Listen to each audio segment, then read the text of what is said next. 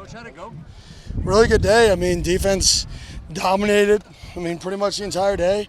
Like I told the guys after the game, like, you win games ugly. And then the last drive, it's the best drive of the entire day in 2-minute drill. When we say it's the last series, the offense responds and scores a touchdown to win. And it's a great example of you find a way to win in football games, right? You're in a rut the entire game. The end of the game, you figure it out on offense. Defense, you kept us in it so our offense could figure it out. And I thought it was a really good day. Ward dialed up a lot of blitzes. Was that part of what you thought you'd get today? Yeah, I mean, we want to be a team that pressures and attacks. You know, we want to attack teams. We don't want to be dictated to. So that's something that we just believe in. And the older of a group we get, the more we can do.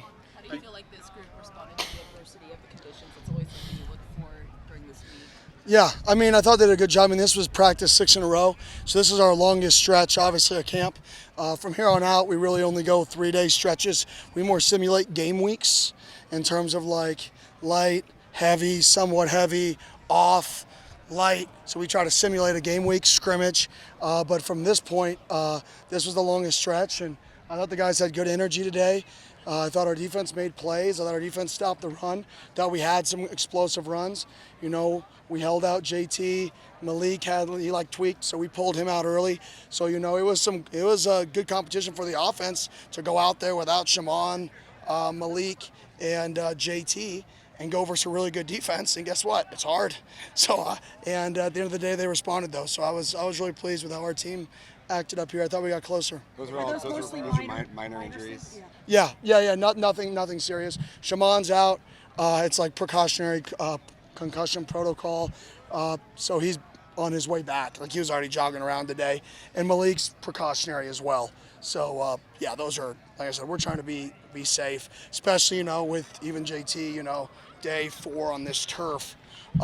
You know, and he's a high workload guy. He's in the 700s when he goes and practices. So we tried to get other guys reps, and JT and Sam already have a pretty solid bond. So we wanted to kind of force some other guys to build a bond. I think we did that at the end with Turbo, having 2 nice plays there. I think is really good for our football team because now Sam and Turbo can kind of build a little bit of a connection. Looks like they are building it. What did you see out up here? How about this crowd today? Thousands of people. Yeah, this is unbelievable. I mean, how could you not get excited to play in this? So, yeah, our guys, they enjoyed it up here. I mean, that song, the whole fight, team slide or whatever, that was one of the songs that Sam's team and their team created for our little fight song remix. And it caught on so heavy that like we just sing the regular fight song to the fans, and then they're over here singing this like remix fight song that they created out here for fun. And that's what I told them going into the season. Like you should be creating memories this year. If you're not creating memories, right, then who cares, right? Football season is supposed to create memories, good, bad, happy, sad, right? And I think that moment on the field on that Thursday night, you can tell it was a memory because they're thinking about it on Saturday after a scrimmage. How do you feel like the offensive line is progressing? Yeah, I think they're progressing well. I mean, obviously, when you have a guy like Leaf back there last year and the snaps are right here every time, that's something that is a great challenge. It's not just sacks. I mean, it's not just bad snaps that, you know, people look at. It's how do you throw a screen game if the snap's not right here? You can't do it efficiently. You can't throw a screen game from up here. How are you going to throw the ball from up here all day at quarterback? How are you going to throw it from down here? How can you run zone read game? So snap location, if you're a gun team, is probably one of the most underrated things people talk about. All people think about with centers is, was there a fumble, right? It's not kicking. Kicking, you either make it or you don't. Snapping is not like that. It's not the catastrophe, right? It is the consistency, right, of it. So I think the O-line's doing well. I think that's the area that Ben's been doing a way better job of, but we got to continue to grow in it. What are your thoughts on the way AJ played? Yeah, he had a good day. You know, some people I expect to play well. I mean, AJ, you know, is ran with the 3s today, and I think he's better than the 3. I mean, he's better than that, and he played well in that setting, and he should. That's what's expected of him. How do you feel the young guys responded? I mean, not much embarrassing plays, I would say today. Not tons of full starts. We had one horrible full start in the red area, but I mean, we looked organized. We looked efficient. We didn't look like a cluster for the first scrimmage live scrimmage with no coaches on the field, none of it. We looked efficient. We have a long way to go, though. A long way to go, but I definitely liked how they operated, I would say that. Your take on Turbo and what he's kind of shown in the last couple of weeks? He's had a really good camp. Him and Malik have both had just really, really good camps. So you saw it today. I mean, he can't throw the ball at the end, but it's part of him growing. I mean, still sophomore, so that's part of it. But, I mean, big play at the end. He responded to Hines ripping his butt for throwing the ball down with a touchdown 2 plays later. So I think that's what we look for as a coaching staff is which guys can get rattled and which guys just make the next play. And so that was a really good sign for him. How reflective of just the overall camp was today's defensive performance? And not really reflective at all, really. I mean, the other day in practice, the offense absolutely dominated our first live period. Like it was take this scrimmage and flip it upside down, and you had Thursday's practice. But I think that's what good teams do. I mean, you have a dominant day on offense, then you have an off day, then you come back and you have a dominant day on defense, then the offense scores in the last possession of the day in a 2-minute drill. I think good teams go back and forth and have their days, and then the offense is going to be pissed, and then they're probably going to talk about how they got to respond, and then hopefully they have a better day. So I think that's what good teams do. Good teams go back and forth.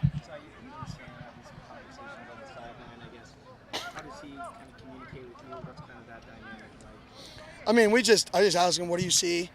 Why did you throw that? Why do you like that? Would you prefer a different call? Why did you not work this side of the field? Why did you change this pro? Why didn't you? I asked more questions than actually tell him what to do. At the end of the day, they're going to see the game how they see it, right? They may never see it like me. That's not my job. My job is to understand how a quarterback sees it, not get a quarterback to see it like me, right? And if I understand how they see it, maybe I can tweak how they see it in their own way that is closer to me, but not the same way. You can't coach everybody the same. Not everybody's a robot, right? So I just like to listen and get feedback from him and then give me what I saw, and then ask him, well, if you would have saw that, what would you have done different or anything? And I just like to communicate. But I think it all starts with what he sees. Kendrick and Boogie are two newcomers in a secondary room that lost kind of their biggest leader last year in Shamari. How do you feel like those guys have adjusted to being contenders? Yeah, I mean, they've done a great job. I mean, X and Rouser were two of the biggest leaders on our team last year, as well as Shamari. And but those guys have stepped up really good. Boogie had a big play today. I mean, our depth is pretty good. It's better than it's been in the past, and I think that's a testament just to Coach Joe and a testament to the culture that's been created here that people want to be a part of, and that people aren't scared to compete here. Coach, you said you had a long. Hi. You hit me. Coach, you said you had a long way to go yet, but do you feel like you got accomplished what you wanted to get accomplished? You something red on your back. Yeah, I'm sweaty. I do feel like we accomplished what we wanted to accomplish. I mean, the guys I think they're closer than when they came in. We got to tackle live. We made tackles. We didn't allow a big play. There wasn't a catastrophic explosive from the defense. We had some big runs, but we didn't allow that big play to happen, which we did the day prior. So I think that was huge growth from our defense, and that's why you got to tackle. Like I had Coach Ward talk to the team yesterday, like, hey, in year 47, you were in the NFL, right? Because he played so long, it's impressive. Did they still have you play preseason games? I said, yes. Were you still alive? Yes. Like, in order to play football, you have to play football before you play football. Now, do we want to play 9 preseason games in camp? No.